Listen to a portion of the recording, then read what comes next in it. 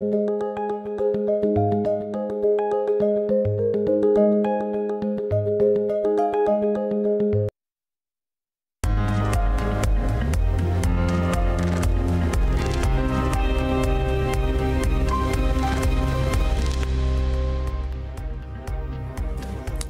and welcome. You're watching Ask PQ on Bloomberg Quint Live. I am Agam Akil and with me is Alex Parthiv. Hi, Alex. Hey, Agam. Well, if you've got questions on equity, then this is the perfect show for you. You can send those queries to us on Twitter, Facebook, YouTube, and WhatsApp. You can also call us on 022454044141, or you can mail us on askpq@bloombergquint.com. Just add the Ask PQ hashtag. If you were tuned in to Bloomberg Quint, you'll know that we just had a conversation on the Mindtree issue that you've probably been following in the news today. And Agam perhaps can take you through just the cliff notes. And of course, you have the conversation available on the website. The stock currently up about 1.2% in trade today. Okay, so Alex, before I take a look at the markets, I'm going to very quickly summarize the conversation that we've had with the co-founder of Mindtree, Ashok Soota, and he's basically of the opinion that he doesn't rule out any scenario. And while well, there is a lot of speculation currently that L&T is the front runner in buying out Mindtree, at least majority stake in there, considering there's a lot of speculation with respect to the open offer there. Of course, L&T also positively looking towards picking up VG Siddhartha's 20% stake in the company. Ashok Soota is of the opinion that Mindtree, for it to stave off, L&T's interest, well, a buyback will not be enough, and that Mindtree will need to bring in a white knight and at this point in time, and that perhaps will be the only way by which well, L&T will be kept away from, well, taking over Mindtree. The other aspect, well, he did speak of that should L&T succeed in buying Mindtree, it will be a challenge of cultural integration. That perhaps will be another key area of concern for L&T, at least in the near term. But with that, we take a look at the markets, and well, both the Nifty and the Sensex have given up their gains, well, from well, days highs. At this point in time, they're trading flat, and the Bank Nifty also, well, not doing too much. It's up as much as 0.25%. Well, very quickly, when it comes to the broader market, so what we're looking at is well, flattish moves with the mid-cap index down by as much as 0.3%.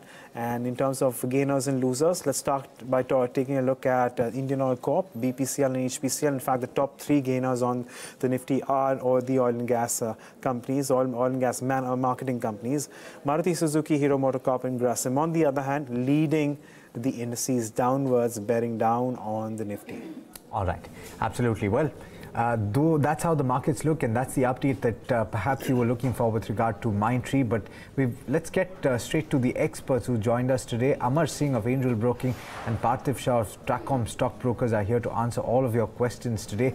Welcome to the show, gentlemen. Parthiv, I do want to start with you. This is a mail query that we've received, and I thought it was an interesting one. BJ Rao has written us a mail, and he's asking if he can ride the alcohol story, so to speak, and he talks about buying Som distilleries at the current levels, and his time horizon really is 5 to 10 years. So he's looking to leverage the potential in the Indian liquor industry, and he's asking whether the fundamentals of this particular counter, which is down about 3% in trade today, is good at the moment.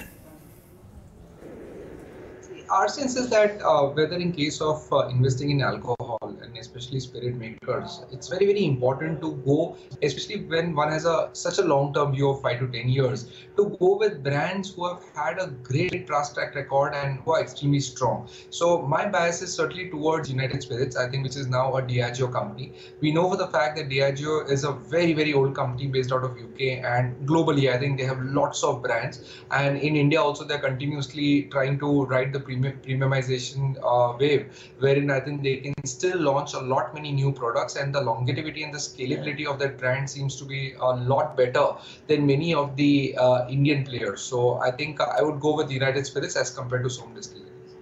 Okay, well, moving on to a question from Srinivas Rao. It's on Sterlite Technologies, and he says, well, is it advisable to buy Sterlite Tech at current prices in the short term? And he has a a 3-month view at this point in time. Let me get in Amar also in the conversation. Amar, good afternoon.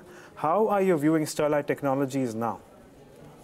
Yeah, looking at Sterlite Technologies, what you're seeing is that the stock had bounced back from the current levels from almost 200 levels to as high as 280 in the last from February till I would say 12th of March, and then it has again corrected back to 220 levels. So I would say that this is a very crucial support zone for Sterlite Technology, somewhere around 200 odd or levels. So if those levels are held, then we could see some pullback in the stock towards 260, 270 levels. So ideally a good level to look at buying is somewhere around 200 levels. So you should wait for that level. All right. Parthiv, as Agam has already pointed out in his trade setup, the benchmarks at least splitting between gains and losses at this point, but the kind of run that they've seen in the recent past indicative a lot of interest from the foreign institutional investors. We've got Raveen K. Pai, who's looking at the upcoming elections, and he's asking whether one should invest now or wait for the results to come, and depending on the excitement that builds up. A lot of people are talking about the current rally being in the run-up to the elections, or the election rally that's really taking place a little earlier. What would you say to the retail investors who are perhaps slightly a little concerned that they will be the last to jump off the bandwagon should it fall off the cliff?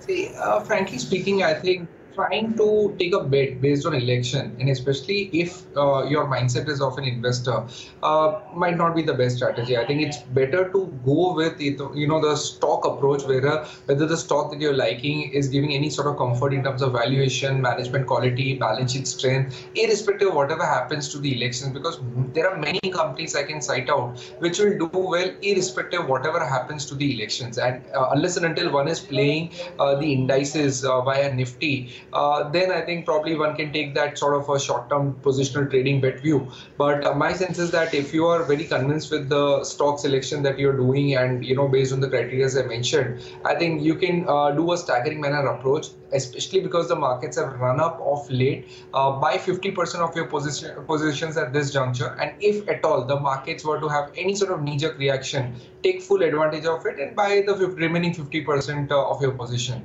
But valuations are like kind of fair at this juncture. A lot of goodness is getting priced into. So maybe not a reason where you can deploy all your funds. Stay a little bit in cash. That will always be useful post the elections. Okay, let's move on and talk about Engineers India. We have a question from Krish, and he wants a 6-month view on Engineers India. He wants to know what is a good entry level to move into this particular counter. It's currently trading at about 115, 114 and a half to be precise. It's up 0.5% today. Amar, what would your advice be to Krish on Engineers India? Looking at Engineers India, what we see is that the stock has formed a bottom, and almost if you look at it from October last year, when it had a low of 100, and then again as recent as first week of March it made a low of 102. So clearly there's a double bottom formation, and also there is bullish divergence on the chart. So effectively means is that the downside seems to be limited for this stock, and on the upside, if the stock continuously trades above 117.18, then we could expect the first level of 130, and 130 is taken out, then we could expect the stock to trade towards 138, 140 levels. But yes, it seems that the worst is over for the stock, and the stock could trade higher. But for that, I would say it needs to, as I said, it needs to trade above 117.18 to start with. Then the trend confirmation would be there. All right, let's pull up the intraday chart for Maruti. Again, Agam pointed this out in his trade setup. He said this is one of the most active stocks today. It's down about 2.7, having recovered some ground. It was down about 4% early on in the session. This one's for you, Parthiv. The question is from Sudarshan MR. Now we're hearing reports, or we're reading reports that suggest that inventories are building up for Maruti Suzuki, and this is despite the discounts that are being offered. Also, the Nexa showrooms are running in losses. How would you rate the kind of movement in the share price? Remember, we're coming off of highs of as much as 10,000 for this particular stock. Would you consider the valuations at this point attractive? It seems that a large number of analysts that are tracked by Bloomberg suggest that it should be a buy at these levels.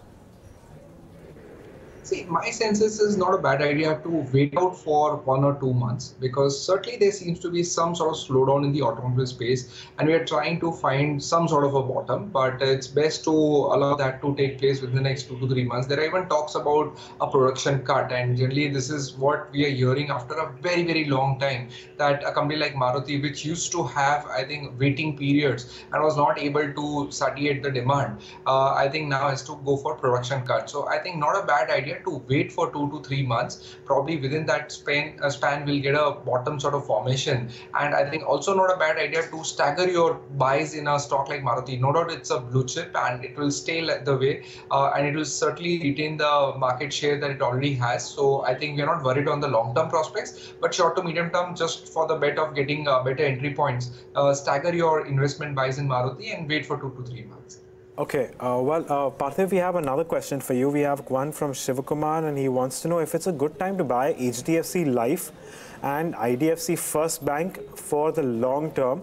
His question is also, should he wait for a little more correction in both these stocks? I think firstly, HDFC Life, here is a case where I think the stock has already corrected from its like highs of 540 levels. It has cooled off to around 370 levels, and I think here we are comfortable suggesting a buy even at current juncture. So go ahead. Same is the case with IDFC First Bank.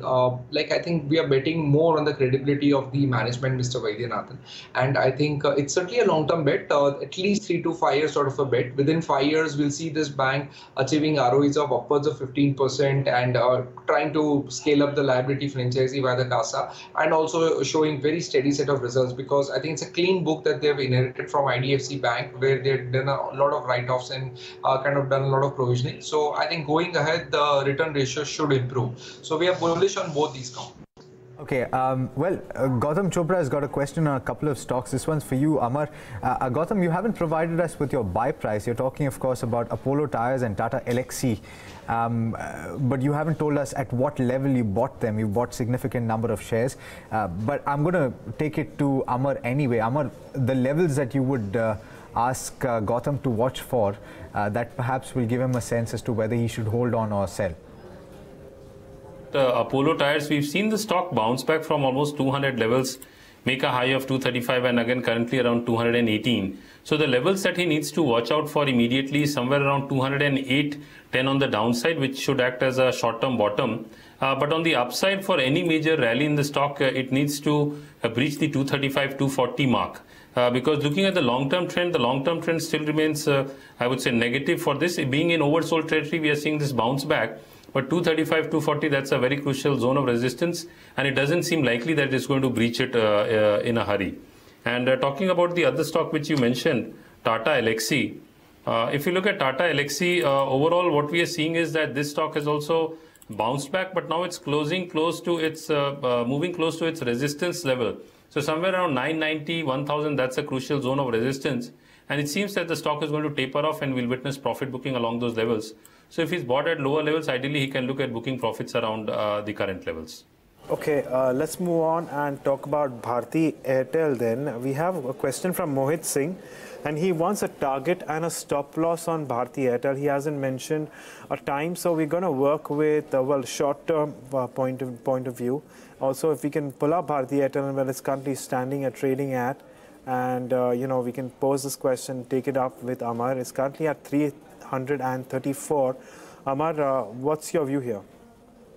Yeah, ideally looking at Bharti Airtel, again we are seeing that the stock is consolidating, is displaying positive, I would say, trend on the weekly as well as the daily charts. Monthly it's upside, meeting with resistance around 350, 355 levels.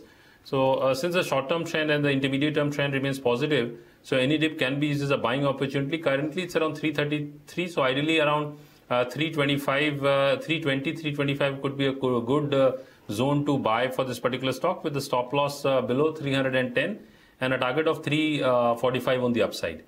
Okay, I'm going to club a couple of queries here and hopefully they'll be useful to a large number of you. Karthik and Sahodaya, both of your questions, I'm going to take them. Karthik wants to know about two fundamentally strong stocks for an SIP investment, and Sahodaya Naidu wants to know, this is WhatsApp queries, whether he should invest in mid-cap and small-cap stocks expecting a rally. Parthiv, you already talked about the fact that you should look at it in terms of stock-specific picks and whether you're comfortable with the valuations. So if you can club the two and suggest just a couple of names for these two individuals. See, one name would certainly be HDFC Life, which we just discussed. We are comfortable out there. And second name would be in the chemical sector, which is Aarti Industries. I think fantastic management, very credible management, and now they are moving towards a business model which gives them a lot more scalability and visibility going ahead with long-term contracts with many of the global agrochemical players. They are, I think, one of the best players in the benzene chemistry and always innovating, and I think fantastic return ratios that they show, and it's a good management to hold on to. Even here one can play a long-term bet. All right, well, on that note, let's move on to the next query which we have on okay, it's on Deepak Nitrite and Federal Mogul. This question is from one of the regulars, Mayank Saraf. He wants to know what can be done. He hasn't mentioned if it's a long-term or a short-term query, so I'm going to go with the long-term one here. Parthiv, I'm going to come back to you on both Deepak Nitrite and Federal Mogul. Deepak Nitrite, of course, has seen a little bit of a spike of late. We've seen gains come there. Actually, that has been the case for Federal Mogul too. How do you assess both these companies? See, I think Deepak Nitrite, it certainly has this Deepak Phenolic subsidiary where a lot of bet hinges on, because I think phenol and acetone are the two products that they're going to, they've probably already started manufacturing, and I think it's an import substitute product, and probably the expectation is based on the current prices, the break-even point for the plant capex should happen sometime in next 3 to 4 years. So I think it's a very important bet that they've taken, and something which could change the fortunes of the company and shareholders. Currently valuations are not very cheap, but yes, I think once the plant starts achieving full scale, I think the earnings could justify the current trail valuation. So we are bullish on Deepak Nitrite over the longer horizon. Okay, short-term queries. This one's for you, Amar. Shrikant has got a question that relates to Sun TV Network and IFL Holdings. Is it a good idea to get into these two counters for the short term? What are the levels that you would recommend? Yeah, looking at Sun TV, we are seeing the stock bounce back from almost 500 to currently 620. But we are finding that for the last almost 8 to 10 trading sessions, it's unable to breach the 630, 635 zone. So I would say that one should not look at buying or getting into the stock at the current levels because it's close to its resistance. So rather wait for some correction. And ideally a good level, if you look at it, somewhere around 600 odd levels, because that's a crucial zone of support for the stock. So one can look at buying around those levels with a stop loss below 580. And in that case, the target can be 650 on the upside. Okay, well, time to hit the rapid fire segment, and we'd like to remind our experts to keep their answers as short as possible so as to get in as many queries as possible. Amar, the first one is a question from Vivek, and he wants to know if it is a good, it's on Ashok Leyland. He wants to know if it is a good time to short Ashok Leyland at these levels. It's come off from the levels of around 95. It's currently at 92. Amar? Yeah, looking at Ashok Leyland, yes, one can look at going short in this stock. So any pullback towards 93, 93.50 can be used as a shorting opportunity with a stop loss above 95 and a target of 88 on the downside. Parthiv, Anand Mishra wants to know about VIP Industries at the current levels, valuations for the next 3 years. Would you consider a fresh entry? Oh yes, I think certainly we like the stock, and for 3 years horizon, even at current levels, one can buy. Okay, Parthiv, one more for you. We have a question on Graphite India. Raj needs a fundamental view on this one. You can go long here, but put a 10% investment stop loss, which is a case in many of the commodity stocks that we advise. Okay, Amar, Himadri Specialty. This one's from Tarsem Chauhan. What is your target on this stock? Yeah, looking at this particular stock, I would say that currently it's around, if you look at 116 odd levels. So the stock is in for consolidation. I would say till the time it doesn't reach 125 on the upside, the stock is likely to consolidate. Strong support is seen around 110 levels. So it's more of sideways for this particular stock. Okay, Parthiv, your view on Motherson Sumi. Ashish Chitte has bought it at 155. He wants a 2 to 3 year view here. See, for a 3-year view horizon, I think surely hold on. There are good chances that the operations can scale up. Okay, fundamental view, Parthiv, this one's from Rakesh Arora. He's looking at Syngene International. Would you recommend a fresh entry? Yes, I think we like the story at Singh International, so hold on for longer horizon. Okay, I think we have time for one more. A view on Reliance Industries. We have Saurya Mitra who wants to know. Amar, this one is for you, Reliance Industries. I would say that Reliance continues to be extremely strong on the long term as well as the short term charts.